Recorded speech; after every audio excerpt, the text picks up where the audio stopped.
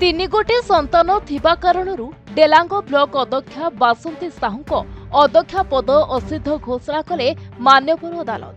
ଏଥିସହ ହରିରାଜପୁର ପଞ୍ଚାୟତ ସମିତି ସଭ୍ୟ ପଦ ମଧ୍ୟ ଅସିଦ୍ଧ ଘୋଷଣା କରାଯାଇଛି। ପୁରୀ ଜିଲ୍ଲା ଡେଲାଙ୍ଗ ବ୍ଲକ ଅଧ୍ୟକ୍ଷା ତଥା ହରିରାଜପୁର ପଞ୍ଚାୟତର ସମିତି ସଭ୍ୟା ବାସନ୍ତୀ ସାହୁଙ୍କ ପଦବୀକୁ ଆଜି ଅସିଦ୍ଧ ଘୋଷଣା କରିଛନ୍ତି ପିପିଲି ସହକାରୀ ଦୌରା ଜଜ୍ ତଥା ସିନିୟର ଡିଭିଜନ ସିଭିଲ ଜଜ୍ ବିଶେଷ କୁମାର ସାହୁ। अध्यक्ष पद पर प्रतिद्वंदिता करुथिबा डेलांग कोठपाड़ पंचायतर समिति सभ्या रमादेवी राउतराय को नूतन भाव में डेलांग ब्लॉक अध्यक्ष भाव घोषणा करिसेंती मान्यवर कोर्ट।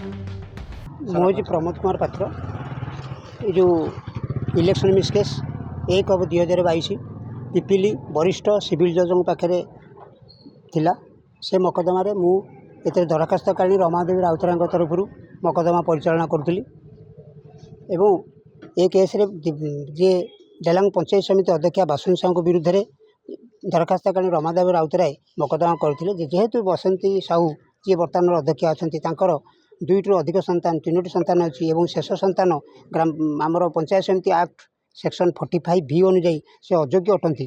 तेणु आज कोर्ट तांकर राय शुणाइले जेहेतु बासन साहू सेक्शन पंचायत समिति एक्ट सेक्शन 45 बी अनुजाई अयोग्य अटंती। तेणु तांकर पंचायत समिति अध्यक्ष पद को रद्द करने सहित हरिराजपुर ग्राम पंचायतर समिति सभ्य पद को रद्द कर तत्सहित दरखास्त जेहेतु डेलांग पंचायत समिति अध्यक्ष पद केवल रमादेवी राउतराय और बासुन साहू निर्वाचन लड़ुते जेहेतु निर्वाचन में 2 जन प्रतिद्वंदी थे। तेणु जेहेतु बासुन साहू को असिद्ध घोषणा करने सहित अध्यक्ष पद को असिद्ध घोषणा करने सहित रमादेवी राउतराय को डेलांग पंचायत समितिर अध्यक्ष हिसाब से घोषणा कले।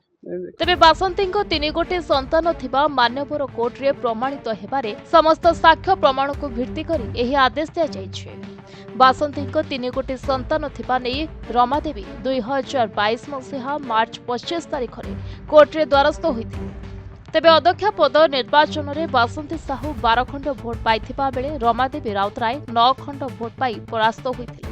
तेबे आज मान्यवर कोर्ट पिपिली रमादेवी राउतराय को डेलांग ब्लॉक अध्यक्ष भाव घोषणा करथिबा बेले एही कारण पाई डेलांग पिपिली निर्वाचन मंडली रे सबुठी चर्चा चली।